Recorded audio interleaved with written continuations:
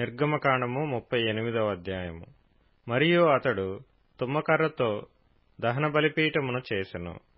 దాని పొడుగు 5 మూరలు, దాని వెడల్పు 5 మూరలు, అది చచ్చౌకమైనది. దాని ఎత్తు 3 మూరలు, దాని 4 మూలలను కొమ్ములను చేసెను. దాని కొమ్ములు దానితో ఏకాండమైనవి. దానికి ఇత్తడి రేకు పొదిగించెను. అతడు ఆ బలిపీఠ సంబంధమైన ఉపకరణములన్నిటినీ, అనగా దాని బిందెలను, దాని గరిటెలను, దాని గిన్నెలను, దాని ముండ్లను, దాని అగ్నిపాత్రలను చేసెను. దాని ఉపకరణములన్నిటినీ ఇత్తడితో చేసెను. ఆ బలిపీఠము నిమిత్తము దాని జవ క్రింద దాని నడిమి వరకు లోతుగానున్న వల వంటి ఇత్తడి జల్లెడను చేసెను. మరియు అతడు ఆ ఇత్తడి జల్లెడ యొక్క 4 మూలలలో దాని మోతకర్రలుండు 4 ఉంగరములను పోతపోసెను. ఆ మోతకర్రలను తుమ్మకర్రతో చేసి వాటికి రాగి రేకులు పొదిగించెను. ఆ బలిపీఠమును మోయుటకు దాని ప్రక్కలనున్న ఉంగరములలో ఆ మోతకర్రలు చునిపెను. పలకలతో బలిపీఠమును గుల్లగా చేసెను. అతడు ప్రత్యక్షపు గుడారము యొక్క ద్వారమున సేవింపవచ్చిన సేవకురాండ్ర అద్దములతో ఇత్తడి గంగాళమును, దాని ఇత్తడి పీటను చేసెను. మరియు అతడు ఆవరణము చేసెను. కుడివైపున అనగా దక్షిణ దిక్కున 100 మూరల పొడుగు గలవియు పేనిన సన్ననారవియు నైన తెరలుండెను. వాటి స్తంభములు 20, వాటి ఇత్తడి దిమ్మలు 20. ఆ స్తంభముల వంకులను, వాటి పెండె బద్దలను వెండివి. ఉత్తర దిక్కుననున్న తెరలు 100 మూరలవి. వాటి స్తంభములు 20, వాటి ఇత్తడి దిమ్మలు 20. ఆ స్తంభముల వంకులను, వాటి పెండె బద్దలను వెండివి. పడమటి దిక్కున తెరలు 50 మూరలవి. వాటి స్తంభములు 10, వాటి దిమ్మలు 10. ఆ స్తంభముల వంకులను, వాటి పెండె బద్దలను వెండివి. తూర్పు వైపున అనగా ఉదయపు దిక్కున 50 మూరలు. ద్వారము యొక్క ఒక ప్రక్కను తెరలు 15 మూరలవి. వాటి స్తంభములు 3, వాటి దిమ్మలు 3. అట్లు రెండవ ప్రక్కను అనగా ఇరు ప్రక్కలను ఆవరణ ద్వారమునకు 15 మూరల తెరలు ఉండెను. వాటి స్తంభములు 3, వాటి దిమ్మలు 3.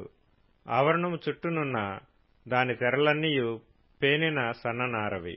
స్తంభముల దిమ్మలు రాగివి. స్తంభముల వంకులను, వాటి పెండె బద్దలను వెండివి.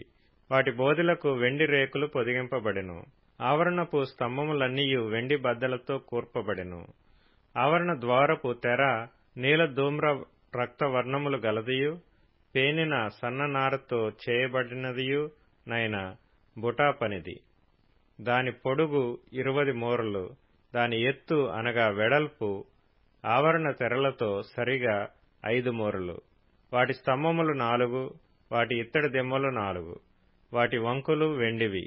వాటి బోదెలకు వెండి రేకు పొదిగింపబడెను. వాటి పెండె బద్దలు వెండివి. మందిరమునకు దాని చుట్టూనున్న ఆవరణమునకును చేయబడిన మేకులన్నీయు ఇత్తడివి. మందిర పదార్థముల మొత్తము అనగా సాక్ష్యపు మందిర పదార్థముల మొత్తము ఇదే. ఇట్లు వాటిని యాజకుడైన అహరోను కుమారుడగు ఈతామారు లేవీల చేత మోషే మాట చొప్పున లెక్క పెట్టించెను. యూదా గోత్రికుడైన హూరు మనుమడును ఊరు కుమారుడునైన బెసలేలు యెహోవా మోషేకు ఆజ్ఞాపించినదంతయు చేసెను. దాను గోత్రికుడును అహీసామాకు కుమారుడునైన అహోలీయాబు అతనికి తోడై ఉండెను.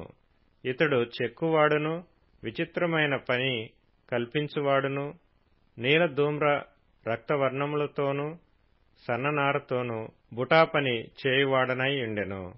పరిశుద్ధ స్థల విషయమైన పని అంతటిలోనూ పని కొరకు వ్యయపరచబడిన బంగారమంతయు అనగా ప్రతిష్ఠింపబడిన బంగారు పరిశుద్ధ స్థలపు తులము చొప్పున 116 మణుగుల 530 తులములు. సమాజంలో చేరిన వారి వెండి పరిశుద్ధ స్థలపు తులము చొప్పున 400 మణుగుల 1575 తులములు. ఈ పన్ను 20 ఏండ్లు మొదలుకొని పైప్రాయము కలిగి లెక్కలో చేరిన వారందరిలో అనగా 6,03,550 మందిలో తలకొకటి అరతులము. ఆ 400 వెండి మణుగులతో పరిశుద్ధ స్థలమునకు దిమ్మలు, అడ్డతెరకు దిమ్మలును, అనగా ఒక దిమ్మకు 4 మణుగుల చొప్పున 400 మణుగులును, 100 దిమ్మలు పోతపోయబడెను. 1575 తులముల వెండితో అతడు స్తంభములకు వంకులను చేసి వాటి బోధులకు పొదిగించి వాటిని పెండె బద్దల చేత కట్టెను. మరియు ప్రతిష్ఠింపబడిన ఇత్తడి 280 మణుగుల 2400 తులములు. అతడు దానితో ప్రత్యక్షపు గుడారపు ద్వారమునకు దిమ్మలను, ఇత్తడి వేదికను, దానికి ఇత్తడి జల్లెడను, వేదిక ఉపకరణములన్నిటినీ, చుట్టూనున్న ఆవరణమునకు దిమ్మలను, ఆవరణ ద్వారమునకు దిమ్మలను, ఆలయమునకు మేకులన్నిటినీ, చుట్టూనున్న ఆవరణమునకు మేకులన్నిటినీ చేసెను.